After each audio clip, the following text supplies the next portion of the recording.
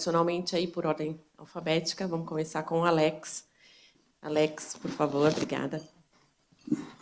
Obrigado, Lu. Obrigado a todos. Muito bacana estar aqui presencial. Acho que ano passado foi virtual ainda, né? E companhia aérea odeia reunião virtual, então estou especialmente feliz aqui obrigado, Vir, de estar aqui presencialmente com todos vocês. Claro, quero agradecer ao IBF, agradecer a nomeação, é a terceira vez que eu sou nomeado, então estou particularmente orgulhoso me sinto muito reconhecido aí por meus colegas, né, e parabéns também para meus colegas de nomeação. Tenho orgulho de fazer parte do IBF, orgulho de fazer parte da diretoria executiva, então, por vários motivos, realmente é um prazer e uma felicidade estar aqui hoje. Eu já contei sobre minha trajetória, acho que a maior parte lembra aqui das nomeações anteriores, quem já me conhece também, então 30 segundos aí de recapitulação. Sou engenheiro da Poli, trabalhei 5 anos no mercado financeiro, até descobri que eu não gostava do mercado financeiro, e aí fiz um MBA em Kellogg e comecei a trabalhar na United em Chicago, fiquei 5 anos na United lá, onde eu descobri que a aviação era realmente apaixonante, muito desafiador, obviamente, mas muito apaixonante. Então, agora, eu já estou quase há 20 anos aí na aviação, 5 anos na United, quase 15 anos na Azul, onde eu também tive o privilégio de ser um dos cofundadores e hoje sou o CFO, né? Que nem eu falei, o setor num ano normal já é desafiador, já é complicado, mas a gente acho que não tem um ano normal aí desde 2019, a gente está em crise no setor já há 3 anos.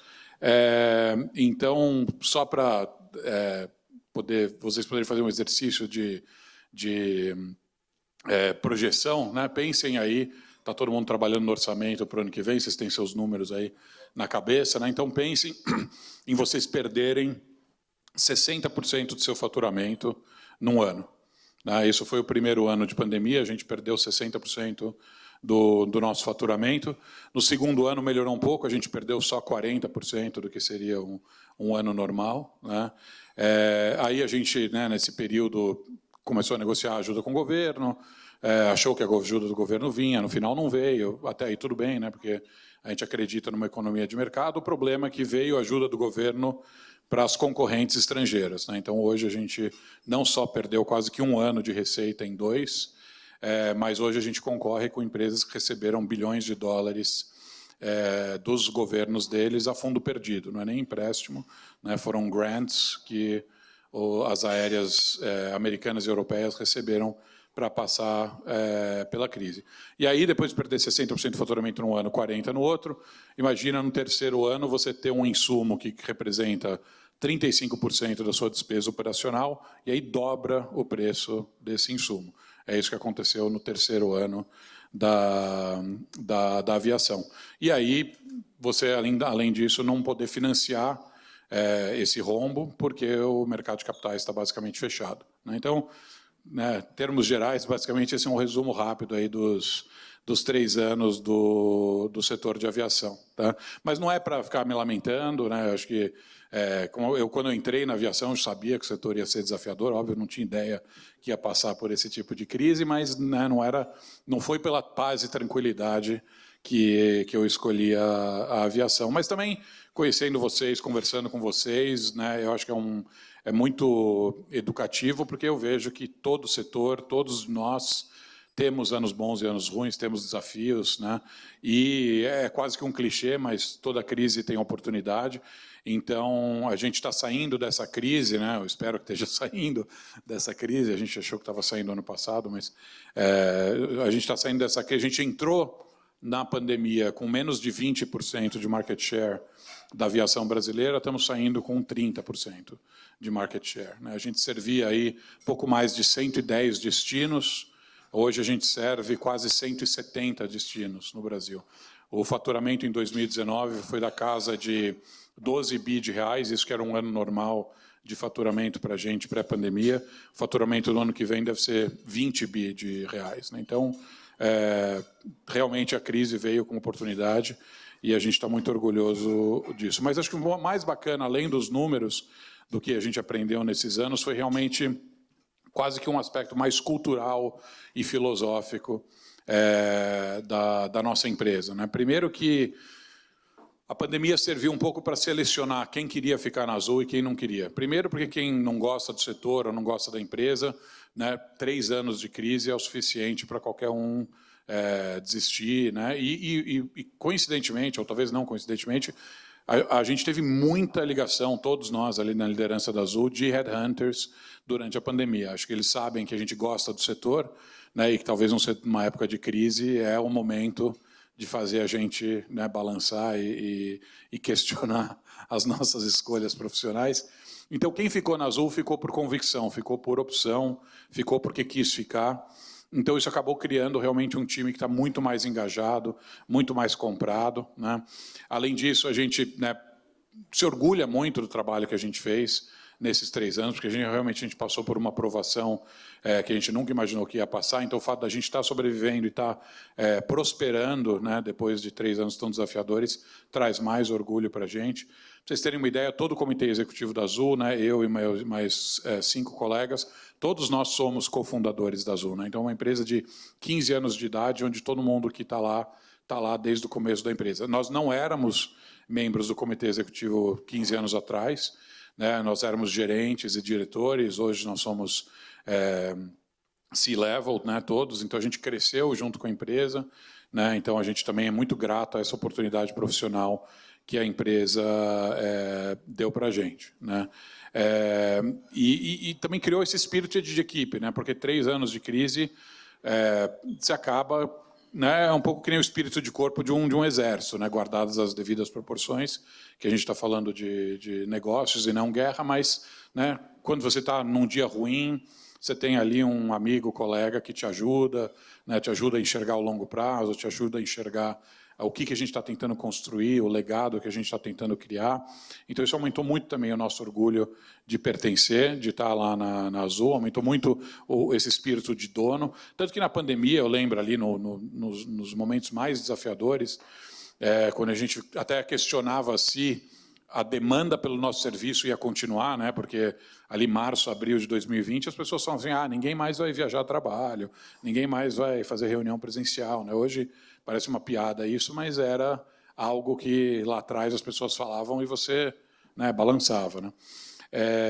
E o nosso maior medo naquele momento não era necessariamente perder o nosso emprego, mas era perder essa empresa que gerava, né, ou ainda gera 14 mil empregos, né? Então era preocupação com essas 14 mil pessoas que dependem da Azul. Acho que é ali que caiu a ficha realmente de que aquilo não era mais um emprego, né, e era realmente quase como uma causa, né, para todos nós. E a crise também ajudou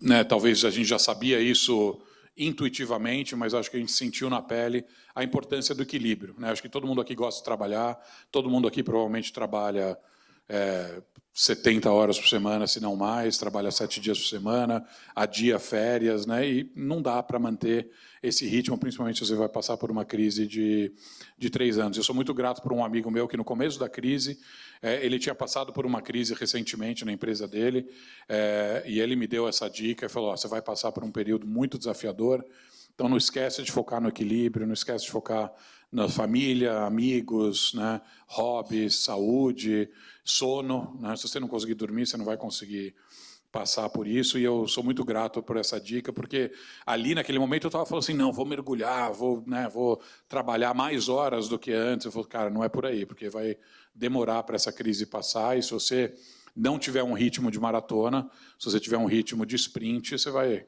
durar 10 segundos e não vai conseguir passar, né? Então, eu sou muito grato a isso, e sou muito grato a todos vocês, porque essa comunidade me deu muito apoio durante esses 3 anos. Eu pude contar com o aconselhamento, né, com a amizade de todos vocês, e esse reconhecimento também nessas 3 nomeações também, né, no fundo, acaba servindo um pouco de luz, né, porque é natural que numa crise dessa você está meio tateando e tentando ver se você está indo pelo caminho certo, e acho que o apoio de todos vocês, o reconhecimento de todos vocês ajudou a dar essa luz, né? Então, de novo, sou muito grato por tudo isso. E obrigado a todos pela atenção e pelo tempo, e estou à disposição para as perguntas.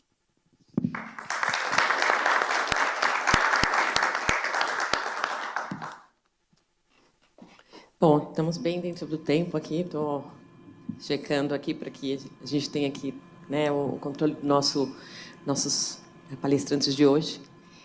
Perguntas, pessoal? Alguém gostaria de fazer uma pergunta para o Alex? Aqui, Serafim.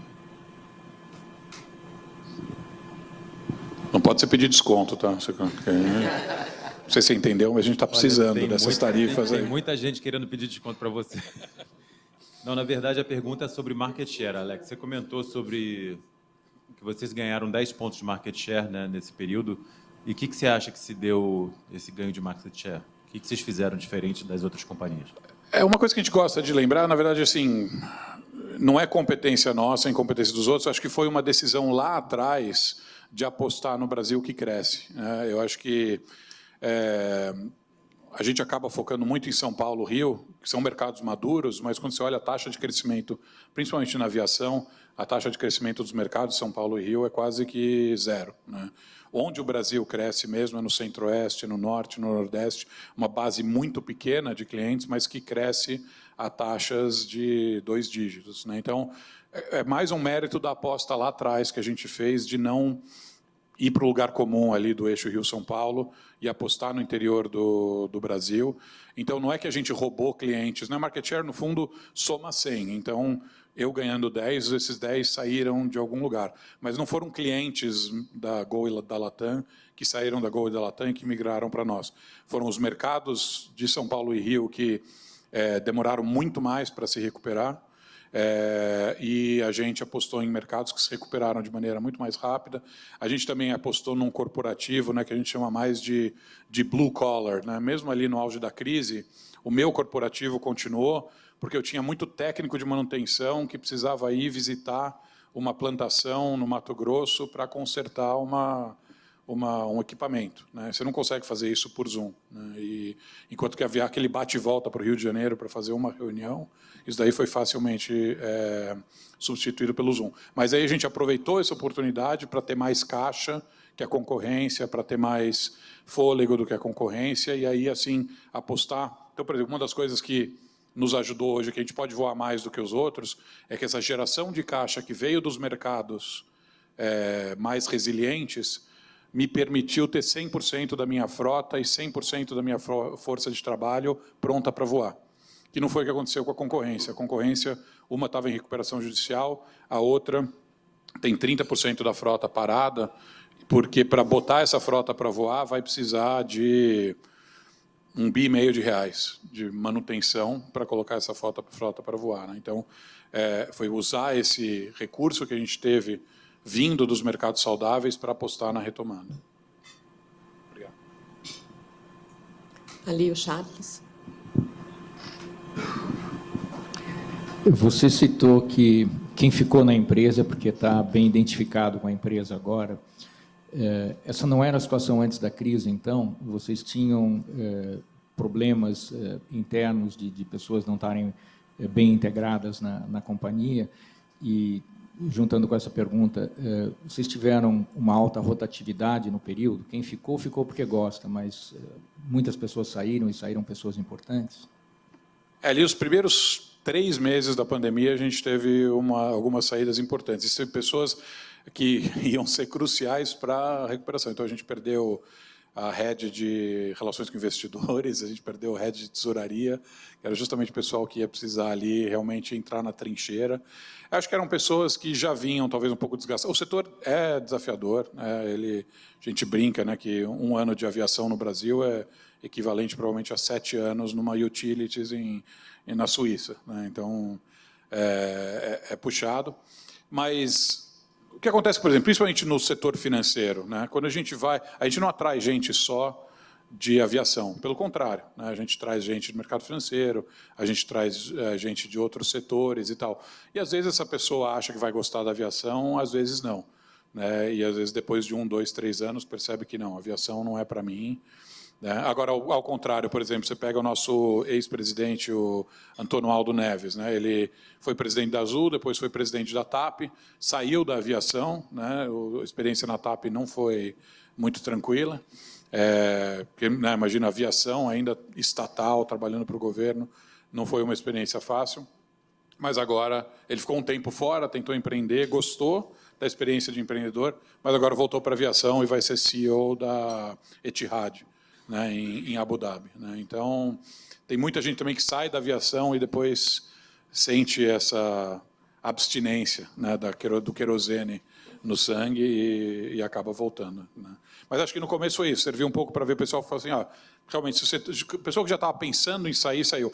Então, se você olha, por exemplo, nas nossas pesquisas de favorabilidade, a gente sempre tem mais ou menos uns 70%, 80% de favoráveis, né, uns 10% de neutros, e antigamente a gente tinha uns 10% de detratores. Né? Na nossa última pesquisa, o nível de detrator foi 4%. Né? Então, acho que os detratores acabaram... né, eles estavam desengajados na Azul, e como a gente gosta de falar, às vezes a solução é eles irem se engajar em algum outro lugar. Então, eu vou fazer uma pergunta, então. Alex, como você, ao longo desse último ano, você viu o papel do CFO, por exemplo, no caso na Azul, com os temas de ESG? Como é que você lidou com esses temas, ou como é que você tem visto também isso hoje dentro, né, do CFO, dentro da posição? Acho que a grande mudança que eu vi, assim, como a gente... Né, isso de ser uma empresa de cofundadores, a maior preocupação que a gente tem realmente é com a sustentabilidade no sentido mais etimológico da palavra. Quer dizer, uma empresa que vai durar para sempre. Né? Não só na questão ambiental, tal, mas realmente uma empresa que não tenha prazo de validade. Né? Então, a gente já tinha essa preocupação como cofundadores da empresa, mas a gente, às vezes, não via muito a demanda do investidor, né, de cobrar a gente por isso. E isso aumentou muito, essa cobrança do investidor, que para a gente é super bem-vindo, né, porque a gente basicamente faz as coisas que a gente fazia antes, mas agora a gente está empacotando, divulgando, né, comunicando de uma maneira um pouco mais aberta, mais transparente, porque o próprio investidor está fazendo essa cobrança. Né, mas a gente enxerga tudo relativo a ESG como realmente coisas que vão ajudar a gente a garantir que a empresa não tenha um prazo de validade. Né? Quer dizer, se eu tenho um modelo de negócio que depende de queimar dinossauro para o resto da vida, né, alguma hora o dinossauro acaba, né, e você vai ter que...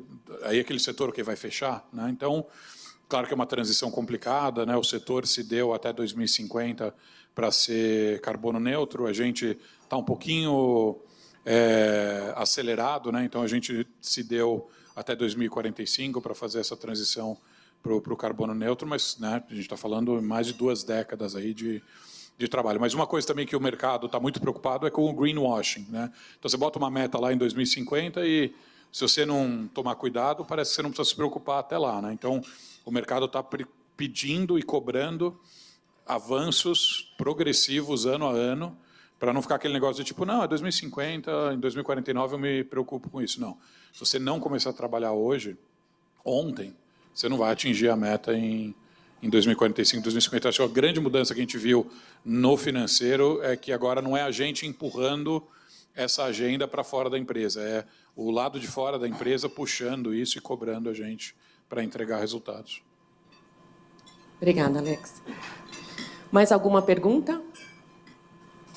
A última. A Rosa já está finalizando aqui. Não? Então tá bom. Vou pedir uma salva de palmas para o Alex.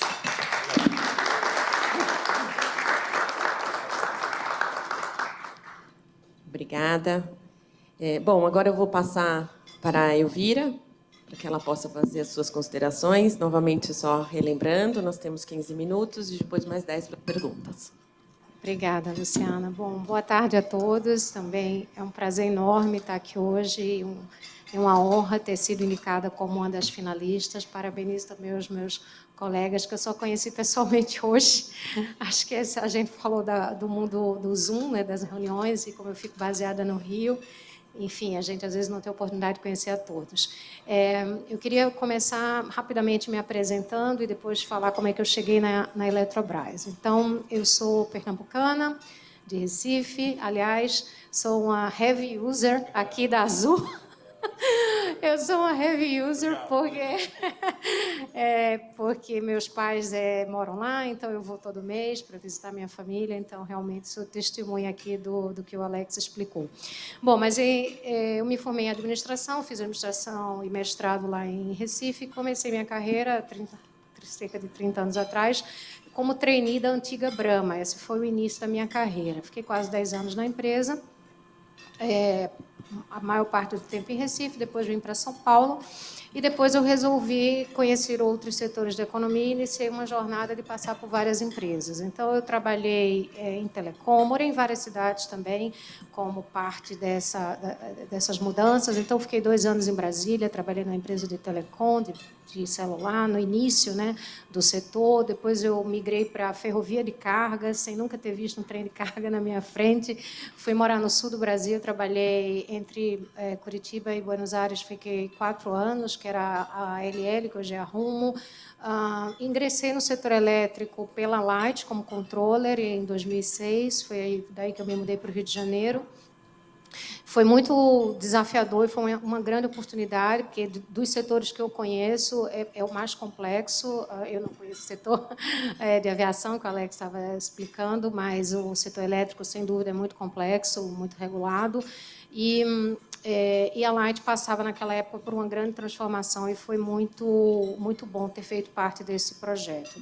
Depois eu retornei para a ferrovia, na MRS, que é a ferrovia de carga, de minério de ferro, e retornei para o setor elétrico, para a Neoenergia, onde era diretora executiva de planejamento e controle. Aí, quando terminou meu mandato, eu tive um período de non-compete, em que eu, então, fiz um período sabático, em 2017, e que foi super importante e bem aproveitado, eu diria, em termos de me reciclar, de fazer muitos cursos.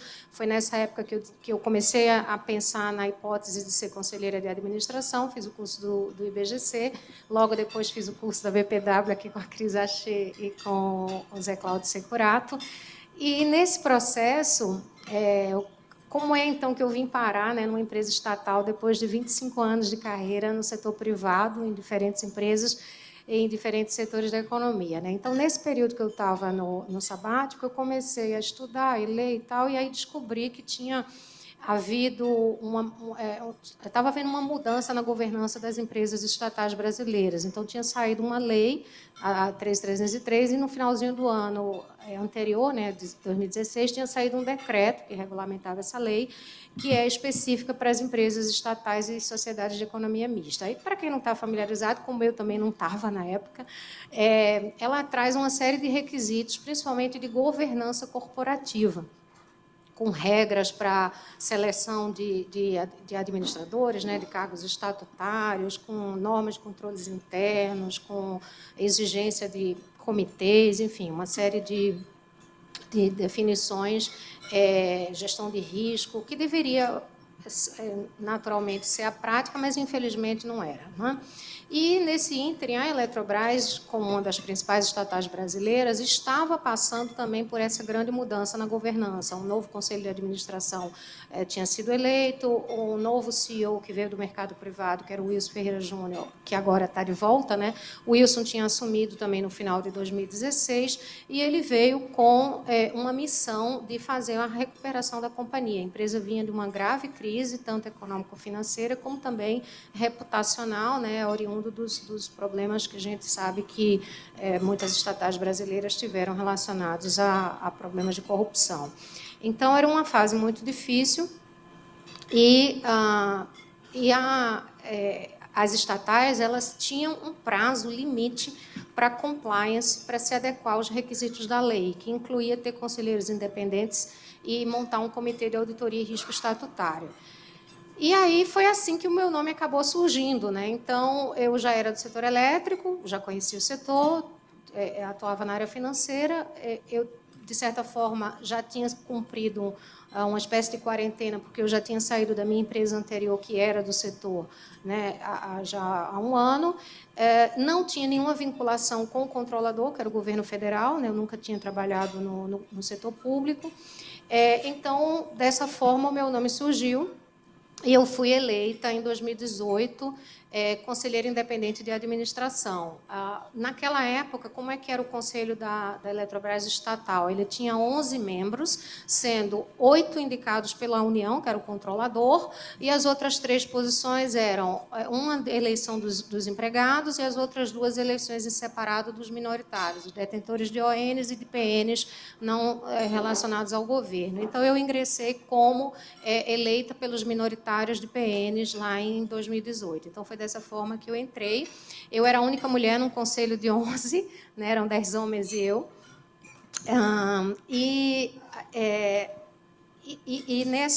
Assim que eu fui eleita, eu também já fui indicada imediatamente para compor o primeiro comitê de auditoria e riscos, que a gente chama lá na Eletrobras de CAI, né? Comitê de Auditoria Estatutário. Esse comitê era formado por 3 membros independentes, era coordenado pelo Mauro Cunha, e eu fui, então, uma das participantes logo no início.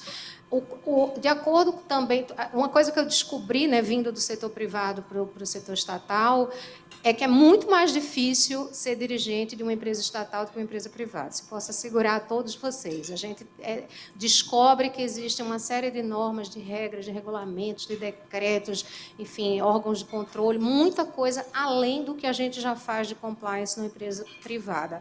E isso a gente também descobre que é necessário porque é a forma de manter a transparência, né, e prestar contas, né, dos recursos públicos. Mas, por outro lado, isso diminui a competitividade das empresas, né, estatais em relação aos seus pares privados. É um processo muito complexo.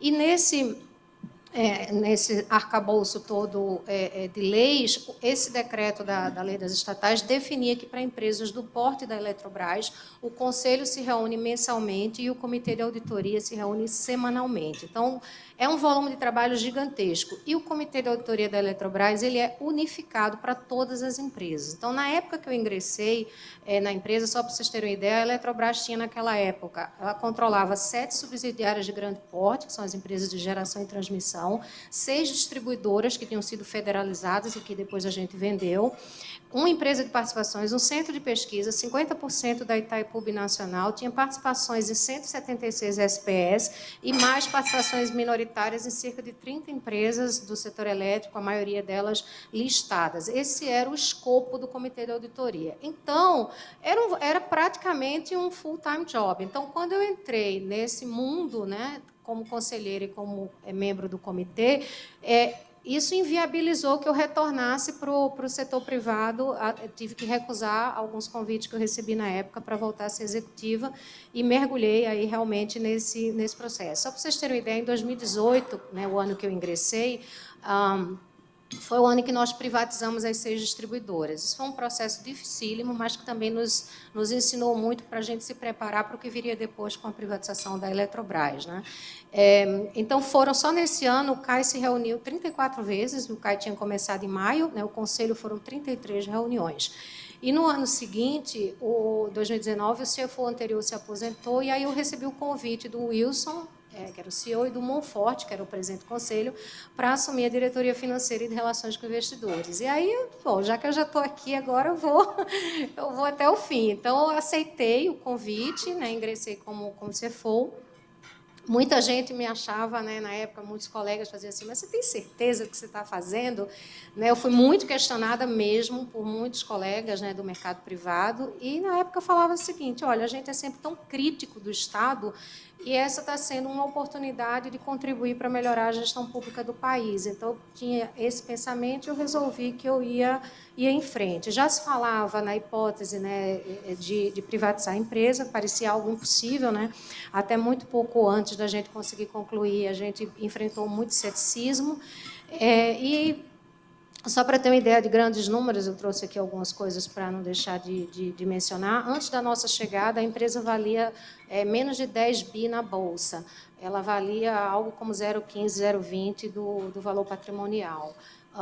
E nós fizemos uma série de mudanças, né? Recuperamos a empresa e trouxemos até onde ela está. E aí, no ano passado, o Wilson saiu para aceitar ser presidente da Vibra. Nesse período, o Conselho me colocou como presidente interina. Eu fiquei 2 meses até a chegada do Limpe, que agora é o nosso diretor de regulação. E aí nós começamos o processo de preparar a privatização. A lei foi aprovada em julho do ano passado e a gente conseguiu concluir toda a operação com êxito em junho desse ano. Então, foi um período de 11 meses entre a lei ser aprovada e a gente conseguir entregar tudo. Nesse ínterim, foi um processo dificílimo, porque nós tivemos um trabalho hercúleo, né? Era um grupo muito grande, composto pelo governo federal, que, afinal, o controlador que propôs a privatização, era o BNDES, Ministério de Minas e Energia, Ministério da Economia, o nosso time e mais uma série de assessores externos, um grupo muito grande, era um volume de trabalho gigantesco, a gente fazia reuniões diárias para conseguir preparar tudo.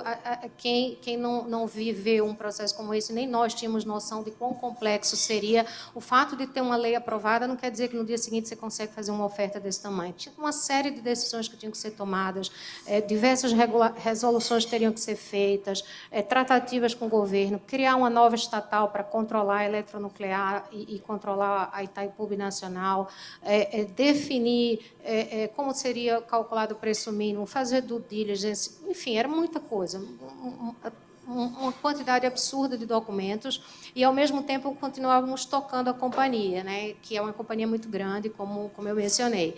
Então, nós ficamos à frente, principalmente eu, Limp e a Camila, que é a nossa outra diretora de governança, que também veio do mercado privado, os outros 3 diretores da casa, mais focados no dia a dia da companhia. Eu liderei a frente financeira de contratar o sindicato de bancos, começar a falar com os investidores. Trabalhamos, como eu disse, num ritmo muito pesado, né? Tínhamos essas reuniões diárias com todos esses órgãos e, aliás, um reconhecimento que eu queria fazer, acho que também quando a gente vem do setor privado, a gente não conhece a excelência do setor público e tem muita gente muito boa e muito qualificada e muito trabalhadora, tanto no governo federal como nas estatais, e eu vi isso muito de perto, né? Então, nós trabalhamos conseguimos convocar a Assembleia no final de janeiro, a Assembleia Extraordinária que aprovou a privatização. Essa Assembleia aconteceu em fevereiro, eu presidi essa Assembleia, durou 9 horas, foi uma Assembleia dificílima, em que só os minoritários podiam votar, porque, pela lei, o governo estaria conflitado, então, quem aprovaria a privatização, em última instância, seriam os minoritários. Essa Assembleia, então, aprovou tudo, mas ficava condicionado à execução da oferta, que dependeria ainda de aprovações do Tribunal de Contas, e, enfim, uma série. Então, nós obtivemos as aprovações do TCU. A primeira aconteceu 15 de fevereiro, antes da GE, a segunda aconteceu em 18 de maio. No dia 27 de maio, a gente conseguiu lançar a oferta e já imediatamente começamos o roadshow. No dia 9 de junho, fizemos o pricing, liquidamos no dia 14 de junho, assinamos os novos contratos de concessão, foram 22 novos contratos que a gente pagou a outorga. No dia 20, o uso dos recursos dessa operação não foi levantar caixa para a Eletrobras, foi pagar pelas outorgas. Então, foi uma operação para quem, imagino que muitos acompanharam, mas para quem não tem os números exatamente, foi uma oferta de 33 bilhões e 700, mais ou menos 90% primária e quase 10% secundária. Foi a segunda maior oferta de ações do mercado brasileiro da história. Esse ano foi a segunda maior oferta do mundo, foi também o maior follow-on do mundo. Nós tivemos um enorme esforço de marketing, de investor education. Eu conduzi mais de 300 reuniões com investidores nos primeiros 6 meses desse ano, e, nesse aspecto, o Zoom ajudou bastante, né? Conversei com investidores do mundo todo e aqui do Brasil, e tinha um esforço muito grande de explicar um setor complexo, um setor regulado, principalmente para o investidor estrangeiro, que está muito longe, né, da nossa realidade. Uma outra coisa que eu sempre falo é que esse não era um follow-on tradicional, não era uma emissão, digamos, de prateleira, porque ela era uma oferta que teria que... a consequência final seria privatizar a empresa, então tinha uma série de requisitos que tinham que ser cumpridos. A modelagem é feita pelo BNDES, porque isso também está estabelecido em lei, na lei do Programa Nacional de Desestatização. Tínhamos volume mínimo a ser captado, tínhamos que captar no mínimo 22 bilhões de reais. Tinha um preço mínimo que nós não sabíamos qual era e só descobrimos no dia do price. Isso funcionou perfeitamente. E isso era um enorme risco, a gente não sabia. Então, como é que a gente faz um book, uma precificação sem saber o preço? Outro requisito era participação direta e indireta da União nas ONs tinha que ser reduzida dos anteriores 72% para, no máximo, 45%. Então, tudo isso eram requisitos que, se não chegasse no dia e não fosse alcançado, a oferta estaria cancelada, né? Tivemos que preparar a oferta do FGTS, né, que era uma obrigação também, que foi um enorme sucesso, foram 6 bilhões de reais alocados para o FGTS, mais oferta prioritária para os empregados e aposentados. E aí, só mencionando muito rapidamente, que eu sei que meu tempo já esgotou, eu mencionei que, quando nós começamos a transformação, a empresa valia 10 bi na Bolsa, né? Quando nós lançamos a oferta, né, no dia 27 de maio, a empresa valia 68 bilhões e, agora, essa semana, ela já está em 115 bilhões de reais. Então, foi um processo assim, muito trabalhoso, muito desafiador, principalmente porque tínhamos muitas forças contrárias, né? A gente tinha um sindicato contrário, os funcionários tinham receio, obviamente, muitas outras órgãos, enfim, e muitos partidos políticos contrários. Então, é muito difícil você fazer um processo desse quando tem muita gente remando contra e tentando atrapalhar, né? Com uma truculência muito grande do sindicato, muitas denúncias, muitos ataques pessoais a todos nós. Então, foi necessário muita força de vontade, muita resiliência, né, para não desistir, né, e conseguir entregar. Enfrentamos, inclusive, greves nesse período que atingiram a área financeira. Então, foi um processo realmente extremamente desafiador.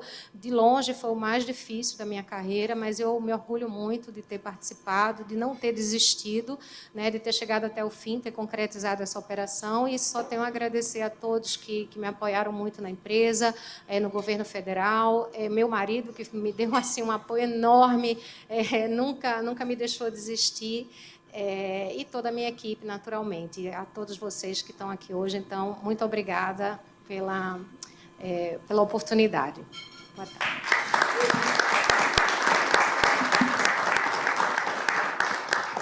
Obrigada, Elvira. Vamos começar as perguntas.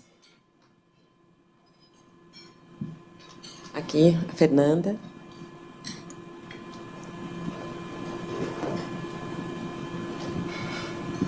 Obrigada. Elvira, eu tenho uma curiosidade com relação à tua carreira, o que você contou, e uma outra questão que tem a ver com a Eletrobras. Com relação à sua carreira, você mostra que foi optando por mudar de setores, trabalhar com vários setores, inclusive mudar de cidade, estado, né? E como que foram essas decisões para você? O que te motivou e o que te incentivou, contribuiu, inclusive, para que você tomasse essas decisões? E posso já fazer a pergunta dela?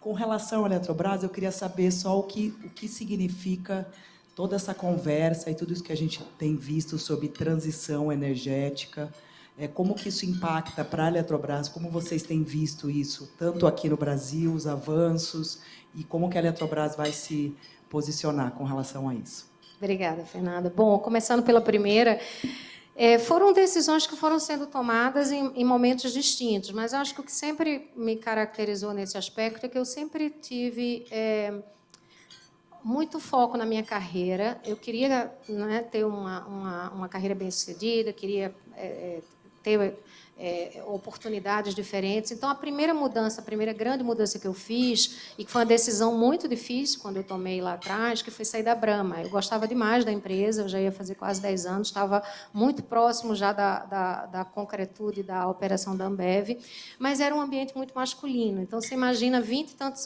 anos atrás, a gente fala hoje em diversidade, mas você imagina 20 e tantos anos atrás, uma mulher num ambiente, numa empresa de bebidas que só tinha homens. Então, assim, o que me fez sair lá atrás foi que eu olhava para a empresa e dizia: eu não vou crescer aqui, então eu vou ter que arriscar e buscar outros setores. E assim eu saí. Telecom foi um setor que eu não gostei, não me identifiquei, então fiquei 2 anos e saí. Depois, a outra empresa, a Ferrovia, que foi uma experiência excelente, mas eu acabei sendo transferida para a Argentina, e aí depois eu decidi que eu não queria morar na Argentina como brasileira, embora tenha sido uma época muito boa do país e da minha carreira também, mas chegou um momento que eu falei: não, eu quero voltar para o Brasil, é um mercado mais importante. E aí vim para a Light. Então, cada momento teve uma razão. Eu acho que o que sempre me caracterizou é que eu sempre fui... Primeiro, eu sou muito... Eu acho que, talvez, de ser nordestina, eu sou corajosa, então eu não tenho medo. Se eu não tinha enfrentado o que eu enfrentei na Eletrobras. Então, quando eu achava que eu já tinha chegado numa posição em que eu não estava vendo muita perspectiva, não, vou aprender outro negócio. Então, foi assim. E com relação à transição energética, assim, a Eletrobras hoje ela já é uma empresa majoritariamente de energia limpa, né? A gente tem cerca de 96%, 97% da nossa energia já é limpa. O setor elétrico brasileiro, de modo geral, ele é um setor que é muito limpo, né? As emissões no Brasil não vêm da energia elétrica, né? Então, essa transição energética, ela sem dúvida hoje é uma grande oportunidade, é um tema bastante atual, né? E a gente enxerga isso como grandes oportunidades. O próprio plano que é feito pelo governo federal através da empresa de pesquisa energética, né, que programa os próximos 10 anos, já mostra o crescimento, a expansão do sistema sendo feito majoritariamente por fontes eólicas e solar. Então, o próprio governo federal, o planejador, que está dando esse direcionamento. Então, a gente enxerga como grandes oportunidades do Brasil se tornar cada vez mais um pioneiro, e sem falar no futuro, que o hidrogênio verde, enfim, todas as novas tecnologias que vão vir e que devem posicionar aí o Brasil como um país e a própria Eletrobras como uma das green majors no mundo. Acho que ainda temos tempo para mais uma, pelo menos pelo meu controle aqui. Mais alguma pergunta? Senão eu mesmo... Aqui, pronto. Vivi. Oi, Elvira. Oi, Viviane, tudo bem? Tudo bom? Tudo jóia. Parabéns aí pela sua carreira. Feliz de ver outra mulher concorrendo, equilibrista e nordestina também. Também, e a Ex-Ambev também. Ex-Ambev também. Algumas características em comum. Algumas características em comum. A minha pergunta é sobre essa dicotomia do setor público, né? Eu achei bem interessante essa sua escolha, acompanhei lá atrás, né? E eu fico pensando assim, o quanto nós que somos executivos do setor privado, com toda a excelência que a gente está acostumado a seguir, poderia contribuir em empresas públicas para transformar o país, né? E eu acho que contribuir com um mundo melhor. Nesse sentido, assumindo que isso seja um sonho possível, qual foi o principal dilema que você viveu nessa adaptação de cultura para essa transição? E você faria de novo ou não? Faria tudo de novo, absolutamente, faria tudo de novo. Eu acho assim, Viviane, é um choque cultural. Foi um choque cultural para mim e foi para a minha equipe. Foi para os dois. Porque você, chegando do setor privado, você não conhece como é que as coisas funcionam, e eu cheguei querendo, né, que as coisas andassem no ritmo que eu estava acostumada no setor privado, e eu desconhecia os procedimentos, né? E tem muita coisa que não adianta você querer fazer de uma determinada maneira, porque não é assim que funciona numa empresa estatal. Você tem que cumprir certas regras, certas normas. Por exemplo, o orçamento da Eletrobras, na época de estatal, tinha que ser aprovado pelo governo federal, faz parte do orçamento da União, tem que ser aprovado no Congresso Nacional. Eu não sabia disso. Tendo vindo do setor privado, não tenho a menor ideia. Então, não adianta você, às vezes, querer fazer certas coisas, porque, se não tiver aquela aprovação, você não consegue executar, você não consegue gastar, você não consegue fazer. Então, é um processo muito difícil de conhecer esses normativos e de se adaptar, e com essas restrições, ou seja, com as limitações, que, como eu falei, também tem a sua razão de ser, porque é o que dá transparência, né, às empresas públicas, mas é como você consegue mover a máquina mais rápido sem descumprir todos os requisitos que são obrigatórios. Então, esse era um primeiro dilema. Outro é que, diferentemente de uma empresa privada, você não contrata ninguém, porque todo mundo é concursado, então você recebe uma equipe e você tem que descobrir ali dentro quem são os talentos, e tem muitos, asseguro, eu tenho pessoas na minha equipe hoje melhores do que eu tinha no setor privado. Então, você descobre os talentos, você não contrata ninguém, então eu nunca trouxe ninguém de fora, eu estou lá há 4 anos e meio, nunca contratei ninguém, trabalho com o time que eu encontrei, e, como eu já falei, de excelência. Você também é dificílimo, enquanto estatal, você mandar alguém embora, é quase impossível, é uma tarefa assim, praticamente impossível. Então, esse é um outro desafio, porque você tem que trabalhar com os recursos internos, e você tem que motivar as pessoas de uma maneira diferente, porque elas têm a garantia, a estabilidade. Se elas não quiserem fazer, elas não fazem. Se eles não tiverem comprados no que você está propondo, eles simplesmente não fazem.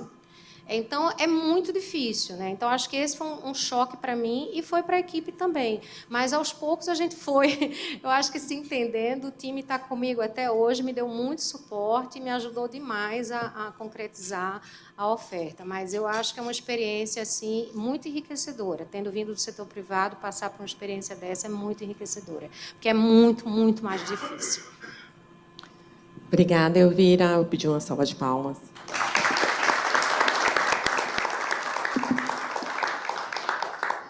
Bom, novamente, então, agora vamos ter o Blanco conosco, uns 15 minutos para a apresentação e depois mais 10 minutos para as perguntas. E aí vou pedir já para trazer o almoço da Elvira, que ela não almoçou, por favor.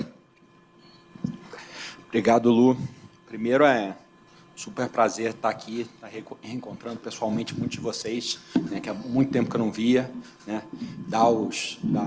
ter o privilégio de estar com os 3 últimos equilibristas aqui conosco, né, Vivi, Tiago e o Filipe, né? Então, uma honra estar aqui dividindo esse espaço com vocês. Obviamente, uma honra estar dividindo o espaço aí com Elvira, com o Alex, né? O Alex foi uma pessoa que eu tive o prazer de reaproximar ele do IBF, né? Eu trouxe algum sócio esportivo que a gente fez. A gente tinha que sempre fechar lá a conta, né, Joaquim? Foi na tua gestão. Aí eu botei um patrocínio lá e ele era, na época, meu cliente, Azul. Né? Então, trouxe o Alex para cá. Queria dizer, Alex, que eu também sou diamante, né? E o maior market share da AFIA é Azul. Tanto que eu liguei para ele, tem acho que uns 6 meses, e pedi um desconto para a gente fechar uma parceria corporativa. Tá? Então, para isso. Então, sou super heavy user, porque a Azul, um dos hubs dela do Brasil, é Belo Horizonte, a sede da AFIA fica em Belo Horizonte. Né? A Elvira... o que falar da privatização da Eletrobras, né? Simplesmente, cara, dá muito orgulho de todo o trabalho que você fez, Elvira, todo o time aqui na maior privatização de toda a história aqui do Brasil, né? Emagrecendo o Estado, deixando o Estado mais eficiente. Então, super orgulho estar do teu lado aqui. E com a Elvira tem 2 histórias. Uma que eu acabei de descobrir, né, no speech dela, né? Ela foi a Mericel, né, durante 2 anos, apesar de eu não gostar lá. Eu era o CFO de TCO naquela época, vou contar um pouquinho, né, daqui, e a Mericel, eu era TCO lá do outro lado. E também a Elvira, quando saiu a divulgação daqui do Prêmio do Equilibrista, né, eu descobri que a gente tem uma pessoa que trabalha comigo, né, que também trabalhou com ela, e foi a primeira coisa que ele falou, Elvira é demais, Elvira é a baita profissional, o Tyson, que é meu diretor de tesouraria, fez esse comentário. Então, super um prazer de estar compartilhando esse espaço aqui com todos vocês. Né? Super honrado também de estar sendo indicado num ano complicado, né? Um ano de guerra, né? na Europa, um ano de inflação global, de subida agressiva de taxa de juros aqui em todos os mercados, e agora, principalmente, não posso deixar de falar das eleições polarizadas. Né? Então, tudo isso traz enormes desafios nesse ano de 22, né? Para quem continua acreditando e investindo aqui no Brasil. O que eu trouxe aqui para vocês hoje, pessoal? Eu queria dividir em 3 partes aqui para um pouco estar dividindo aqui com vocês. Primeiro, dividir a minha jornada aqui com vocês, não só a jornada da AFIA, mas também de toda a minha carreira. Queria também falar um pouquinho da AFIA, né? Porque todo mundo conhece a Azul, todo mundo conhece a Eletrobras, mas a AFIA não é tão conhecida aqui, pelo menos para esse público daqui que a gente está conversando aqui. E, no final, falar um pouco de como finanças, né? Como o meu papel de finanças, como o meu time de finanças impacta aqui no dia a dia da empresa. Então, é isso que eu trouxe de pauta aí para estar compartilhando aí com vocês. Em relação à jornada, eu queria dizer que eu sou, que nem o Alex, sou engenheiro, né? Só que eu sou de produção da UFRJ, né? Sou casado, sou pai de 2 filhos, né? Carioca, aqui o sotaque não deixa mentir, mas depois que me formei na UFRJ, já saí do Rio, e do Rio agora só vou para passeio, muitas vezes com Azul. Né? Aqui. Comecei minha carreira em banco como trainee, tá? Um banco de atacado, que não existe mais, que é o Banco Interatlântico. E depois de passar por trainee, eu tive 3 grandes ciclos, tá, pessoal, que eu quero compartilhar com vocês. O meu ciclo de telecom, passei 10 anos em telecom, depois 10 anos em saúde, e agora eu estou quase no meu 3º ano de AFIA, de empresa de educação, saúde e tecnologia, que eu vou falar um pouco aqui com vocês. Eu tive o privilégio de estar em 3 diferentes setores, né? Setor de serviços, empresas de altíssimo crescimento, né? Todos crescimentos de mais de duplo dígito sempre, né? Setores de serviços, setores diferentes, né? Durante a carreira, e eu tive o privilégio de ser CFO nos 3 setores. Né? Eu fui CFO de TCO, depois a gente foi vendido para Vivo, fui CFO de Odontoprev e agora sou o CFO da AFIA. Né? Nessas 3 empresas, né, eu tive características bem distintas, tive jornadas dentro de jornadas. Né? Eu trabalhei com empreendedores, né, como o Randall, que é o fundador da Odontoprev, que era o presidente da minha época, que eu fui CFO da Odonto, ele que me contratou para lá.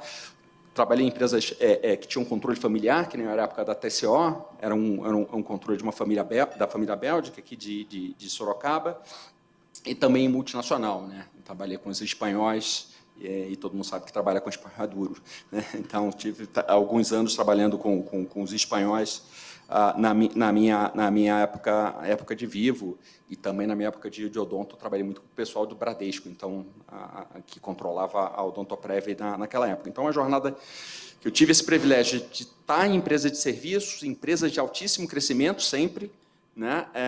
E diferentes formatos, sejam eles de controle, mas sempre trabalhei em empresas de capital aberto, privados de capital aberto. Né? Falando um pouco da AFIA, né? Acho que esse é o segundo tópico que eu queria falar para vocês. AFIA significa saúde em Swahili, né? Como um dialeto africano. Né? A AFIA, apesar de não ser tão conhecida do público, de uma forma geral, é a empresa de educação com o maior market cap do mercado. Né? Então, vocês certamente conhecem Cogna, conhecem Edux, conhecem Anima, Ser. Né? A AFIA é a maior empresa de educação em termos de market cap aqui.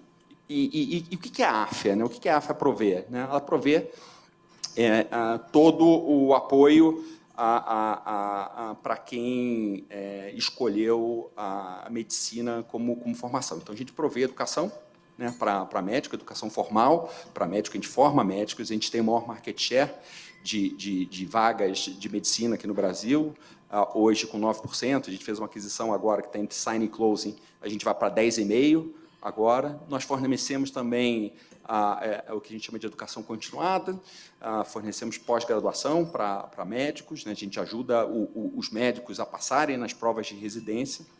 E, mais recentemente, também a gente provê serviços para o médico, para que ele possa exercer sua atividade no seu dia a dia, gerando maior assertividade nos desfechos clínicos e também maior produtividade com o médico. Eu vou estar explorando isso um pouco mais. Né? A história da AFIA é uma história muito singular. Né? A AFIA ela foi criada em 2019, tá, gente? Então, ela é quase um bebê, a partir de uma difusão de dois negócios. Uma é a NRE, que era o braço de educação, né? E uma empresa de preparatório para residência chamada Medcel. A gente fez a business combination dela em 2019, logo depois a gente foi sair para o IPO em Nasdaq. Né? Então, hoje, nós não somos listados no Brasil, nós somos listados em Nasdaq, não é listagem direta primária em Nasdaq, e esse business combination surgiu de uma tese de investimentos da Crescera, né, que é a antiga Bozano Investimentos, né, que tinha sempre na cabeça o que eles chamavam de T-square, né, que qualquer setor deveria ser temático e tecnológico, né? Então, é por isso que hoje a AFIA tem dentro da sua assinatura que a gente foca em educação, saúde e tudo baseado muito em tecnologia, né? O IPO foi em 2019, foi a terceira listagem brasileira na Nasdaq, direto, né? Antes teve Stone e Arco. E por conta do IPO, lá a gente ganhou o prêmio a Golden Thompson de IPO em 2020, a gente fica super orgulhoso disso, né? E agora, mais recentemente, esse ano, o controle da AFIA ele foi comprado por um grupo alemão chamado Bertelsmann, que também o pessoal não conhece, mas conhece certamente as marcas, né? Eles são donos da BMG, são donos da RTL, eles faturam 20 bi, eles compraram o nosso controle agora em 20 de maio, então eu passei de uma empresa que era co-controlada entre um PI e passei agora a ser multinacional, tá? Aqui. Só para dar uma ideia um pouco do que a AFIA representa, né?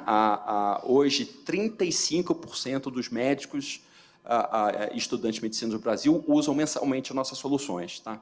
Então, em 2021, 54 milhões de pacientes passaram utilizando nossos sistemas de apoio à decisão clínica. Então, certamente, quando o seu médico buscar o celular, ele não vai estar, muitas vezes, não ficando distraído, vendo o e-mail, mas sim buscando o melhor desfecho para o teu tratamento.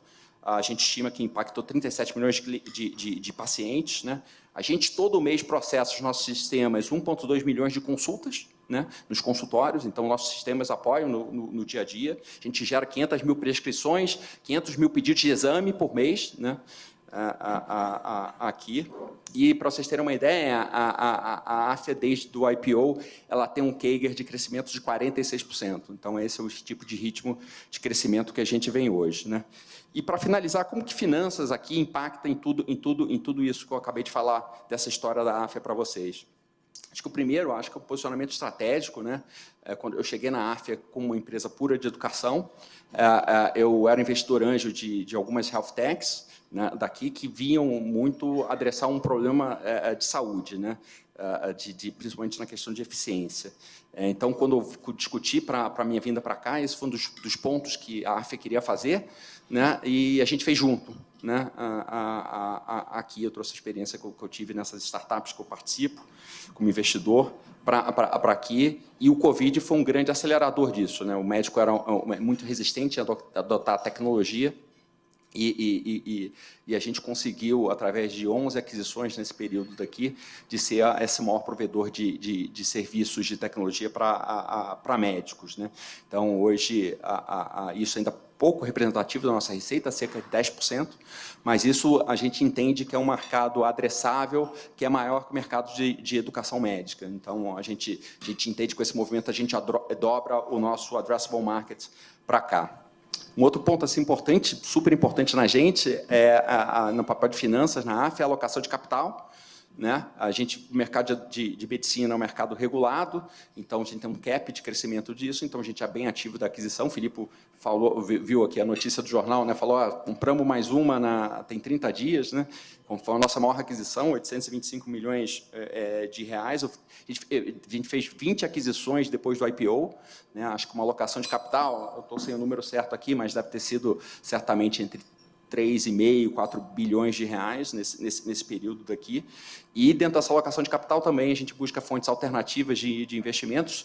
Essa presença do digital, por exemplo, a gente trouxe o SoftBank para o cap table, numa operação que concorremos ao Golden Thompson desse ano, mas, enfim, não levamos.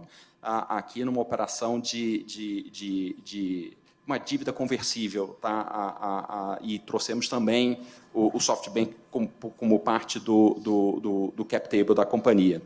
Então, além dessa questão da expansão do addressable market, além dessa questão da função de alocação de capital, que é muito importante, para mim, o papel de finanças também estruturar essa empresa em numa questão de alto crescimento, né? Então, alinhamento de incentivos, alinhamento de cultura, né? Ganhar escala para que a gente possa trazer tudo isso para quem cresce 46% ao ano é extremamente desafiador.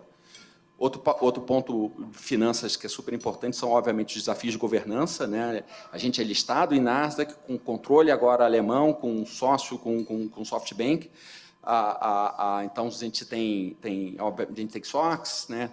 Eu fiz a implementação de SOX agora, são 366 controles que a gente precisa estar em place. Primeiro ano passamos com uma material weakness, né? O segundo ano a gente já conseguiu abaixar essa material weakness. Para quem sabe SOX, fazer a baixada de uma material weakness direto, sem passar por significant deficiency, é desafiador. A gente conseguiu fazer isso daqui. E temos todos os desafios de governança dessa estrutura, né? Então, a gente é signatário também do Pacto Global, né, que foi citado aí pelo Securato. Nós estamos, né, Cris, dentro do One on Boards, aqui também do nosso conselho. A gente tem as nossas metas de ESG declaradas. Obviamente, a gente pode fazer muito mais pelo impacto social que a gente tem aqui na companhia. E o último ponto aí, só para destacar e finalizar aqui, nos meus últimos 10 segundos, é a questão da inovação. Tá? Então, inovação é uma coisa que está inerente, inclusive, à responsabilidade de finanças. Né? A inovação fica comigo em finanças. A gente tem uma empresa que, em serviços digitais, a gente é pure tech, a gente é nativo tech, né? E tem uma empresa que é super tradicional, que é de graduação. Né? Nessa empresa de graduação, preciso fazer transformação digital, então, conviver nesses dois mundos é bem interessante e eu uso o time de inovação que está comigo, dentro da minha responsabilidade, para fazer essa ponte entre esses dois mundos. Enfim, era isso que eu queria compartilhar com vocês, a minha jornada da AFE, de como a gente, em finanças, apoia o dia a dia da AFE. Muito obrigado, hein? Luiz, quais as expectativas, dificuldades e oportunidades para o nosso setor de educação, para o país, no ano que vem, principalmente, e quais as expectativas com relação a políticas públicas? Obrigado, Tércio. Bom revê-lo aqui pessoalmente, né? Em relação a políticas públicas, o que a gente vê, o Lula sendo bem vocal em relação à prioridade dele em relação à educação. Então, a educação é considerado como kit Lula. Né? Então, a educação subiu demais aqui na Bolsa nessas últimas semanas, com a expectativa e depois a confirmação da eleição do PT e talvez a volta de maiores incentivos, principalmente em relação a FIES e ProUni. Então, isso aqui para o setor é extremamente relevante. Né? Para a AFE em si, a medicina é um nicho bem diferente no setor de undergrads, de graduação. Né? A medicina é um segmento que tem 100% ocupação, atualmente, né, das vagas. A gente usa FIES, usa ProUni, mas a gente não sobrevive disso, né? Diferente de outras empresas do setor, que essa parcela é muito mais significativa. Mas acho que para o setor como um todo, dada essa perspectiva de governo Lula, acho que é bem interessante. Para a gente, o principal ponto, porque a gente está atento ao novo governo, é em relação a um programa que vocês devem se lembrar, chama-se Mais Médicos. Né? Mais Médicos não trouxe só médico de Cuba, né? Porque toda vez que a gente fala do programa, a gente pensa dos médicos de Cuba. Não, Mais Médicos foi muito mais que isso. Né? O Brasil tem uma relação de médicos por 1.000 habitantes, 2,4 médicos para cada 1.000 habitantes, e a OCDE diz que a gente precisa ter 3,5. Né? O problema dos médicos não é só esse gap que a gente tem de 1,1, mas principalmente a distribuição dele. E a AFIA, ela traz essa educação médica para o interior do país. Né? Então, a gente está presente em 30 sítios, oferecendo undergrad, 30 campos oferecendo undergrad para o país. A gente usa muito azul porque a gente está desde de Cruzeiro do Sul, no Acre, até Ponta Grossa, no Paraná. Então, a gente está em várias cidades do interior, muitas da Azul só chega lá. E a gente oferece isso com a mesma metodologia e o mesmo conteúdo que a gente oferece, por exemplo, para um aluno da Barra da Barra da Tijuca, ali na Avenida das Américas, que a gente tem a Unigran Rio, que é do nosso portfólio, a mesma característica do ensino, né? Sempre baseado em metodologias ativas, né? Resolução de problemas e muito baseado em tecnologia. Então, o aluno nosso de Cruzeiro do Sul recebe exatamente o mesmo conteúdo que vem aqui que a gente dá para uma grande capital como o Rio.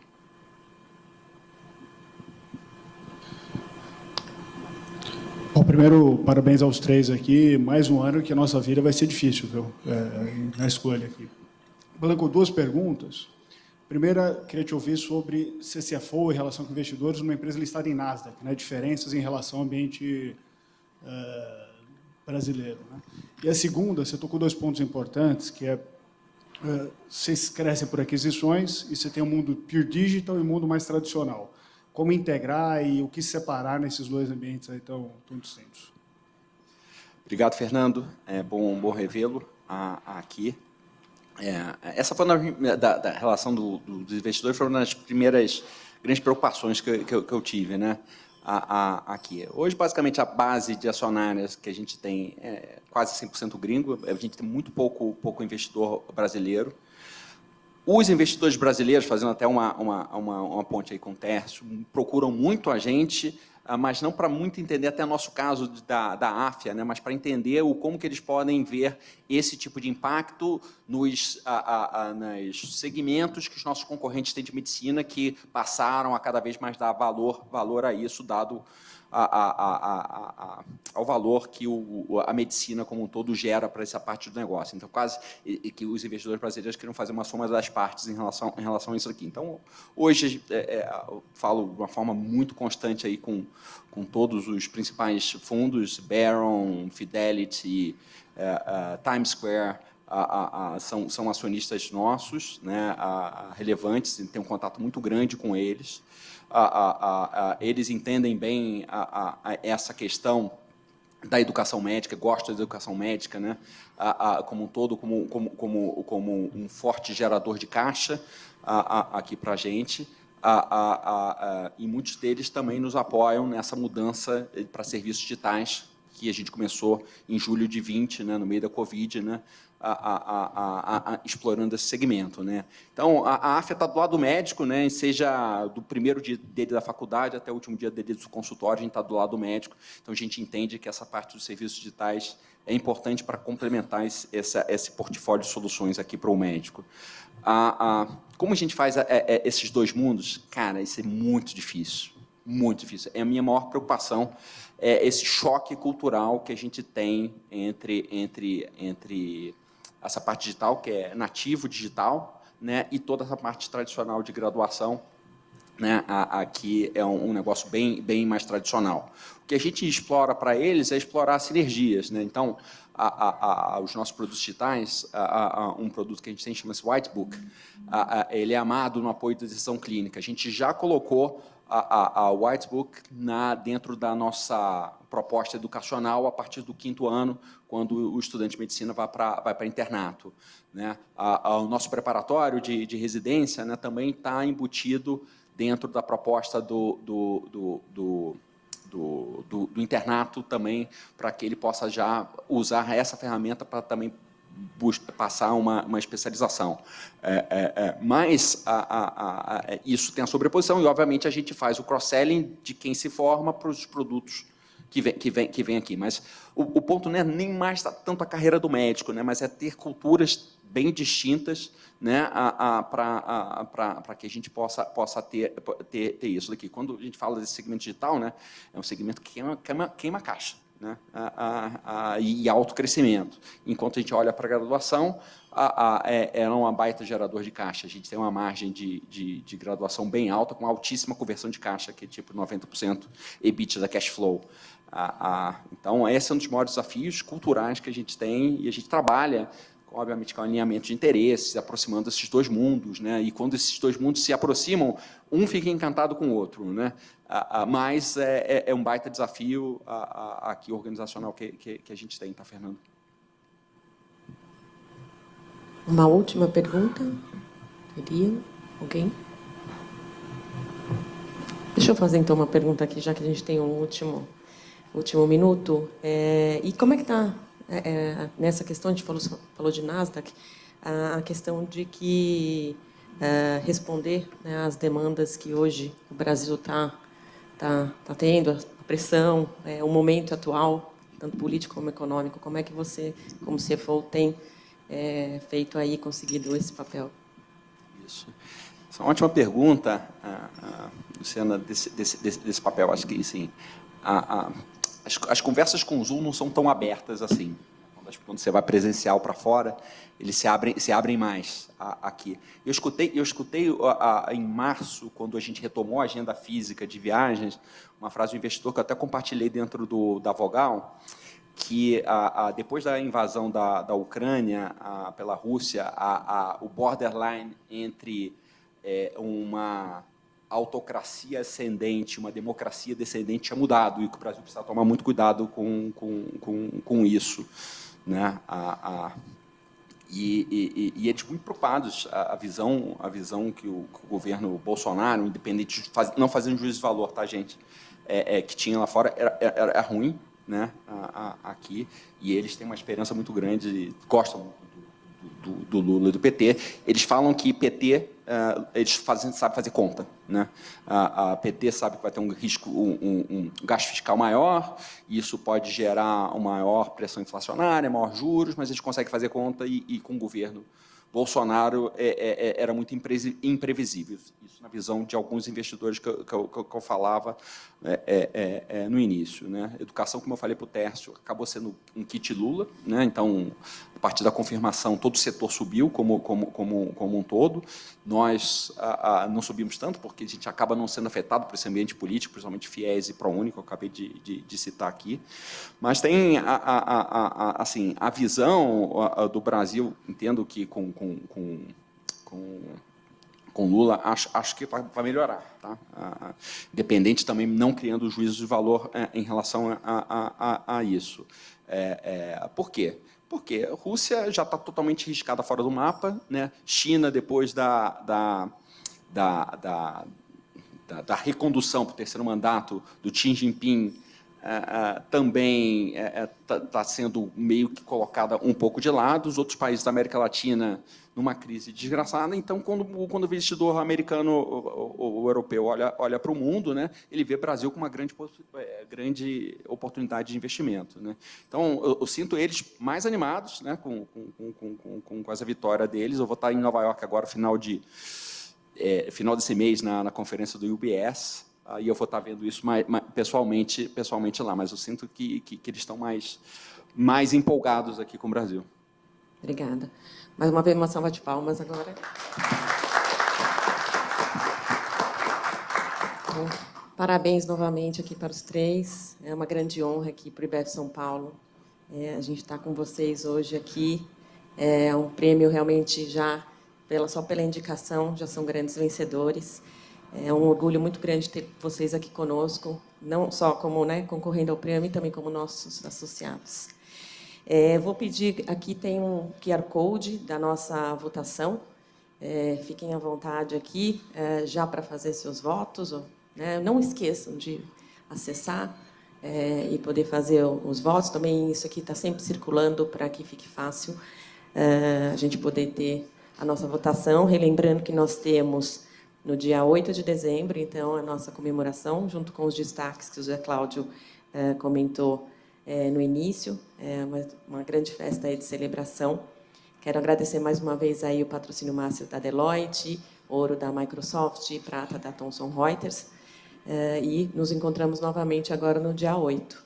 Muito obrigada.